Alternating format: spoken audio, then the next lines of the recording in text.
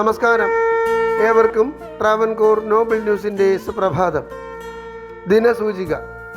ഇന്ന് കൊല്ലവർഷം 1201, ഇടവമാസം 1-ാം തീയതി, ക്രിസ്തുവർഷം 2026, മെയ് 15, വെള്ളിയാഴ്ച.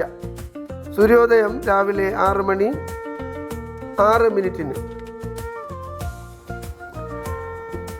അശ്വതി നക്ഷത്രം രാവിലെ 8:31 വരെ കൃഷ്ണപക്ഷ ത്രയോദശി തിഥി, ശേഷം ചതുർദശി.